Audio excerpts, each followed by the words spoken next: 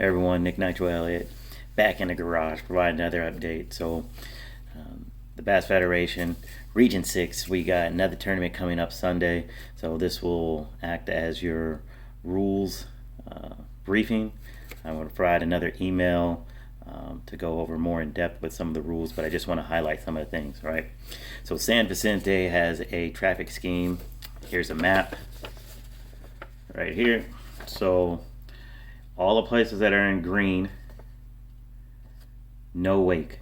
What does that mean? Go slow. So you can see here the buoy, or where they mark the buoys at. Cannot blow through there. I don't care if it's first thing in the morning, at the end of the day, or you feel no one's watching. Do not speed through there at all. You want to fish toll road or aqueduct? No, it is a gamble because you're going to have to prioritize or plan for your time getting back and making weigh-in. The purple area that's shaded, you can get on plane back there, but understand that it is a special use area. So if someone pays for that permit and lake officials or lake staff comes back there and tells you to leave, you need to go ahead and do so and leave. Don't argue with them. What they say goes. Also, another area that we're going to be able to fish is right here. You see, this is a launch ramp. So the skinny part's kind of hard to make out right there. You will be able to fish that wall, the north wall, rock wall.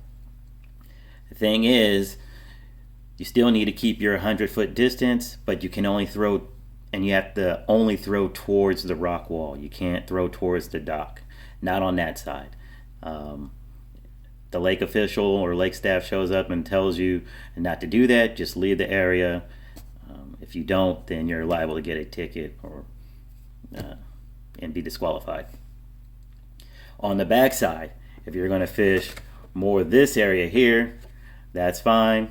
Once again, stay clear of the docks. You can cast on that side, you can cast towards the docks, just don't be within that 100-foot range, and that's for the lake officials to get in and out. I understand I keep bringing up the term lake official, lake staff. They will be out there, they will be monitoring the lakes, and the game warden will be out there as well. So make sure that you fizz your fish. If you don't know how to fizz your fish, I would say you probably don't need to be fishing deep, but look on YouTube, find a way to do it. Please have the actual needle that you need to fizz the fish if you are catching fish deep. Also, if you're going to fish in that marina area, we'll just call it that, you're going to have to idle out to the no wake buoy and then idle back in. Also, with the traffic scheme, it's brought up, there's an island right here. You have to travel that island counterclockwise. No, you cannot take a shortcut to Mussy Point, and you cannot cut through this area here to get to anywhere you want to go. You have to go all the way around the island.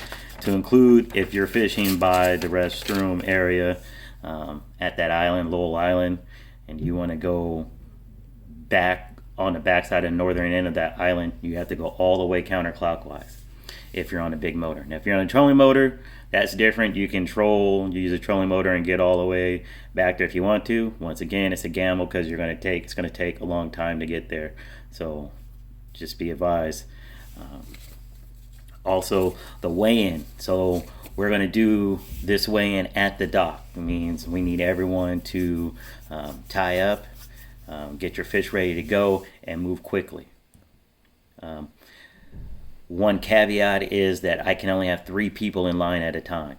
The 4th person that shows up in line, I'm going to send back to their boat, and they'll have to wait there until called up. So please watch the line and make sure there's no more than 3 people there. Once again, the game wardens are going to be there to observe. Also, once you're done weighing your fish, immediately vacate the area. That allows people to see how many people were in line. Plus, we can speed up the process as for pulling the boats out. We are going to meet in the gazebo area next to the concessions, and that's where I'll provide what the standings were for the day, and it should be good to go. One last thing is make sure you have cash. We're going to arrive about 5:15 is when we're going to start boat checks. If we get let in early, we'll continue the boat checks up in the upper parking lot, but we should be completed prior to them opening the booth and the gate. But at the booth, they're going to want cash, not card. They're not going to let anyone go up the hill and use your card at the concessions to be able to fish that day. So you don't have cash going through the booth, they're going to turn you around. Once again, make sure you have cash Sunday morning. We're also going to have the best boat, side pot, cash side pot, $10, best boat. That's going to be in play. So if you want to be involved in that, let me know during boat check-in. It's going to be 13-inch, any way they can go. Also, those that didn't fish the first tournament, the umbrella rig, or Alabama rig, whatever you want to call it. You can have five wires with 5 baits. 3 of those baits can have hooks.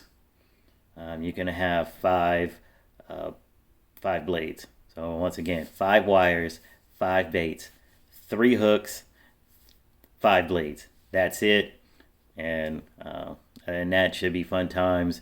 And just as a safety note, make sure that you're bundled up and you have your life jacket. I expect things to be cold, wet, and windy out there. So see you Sunday.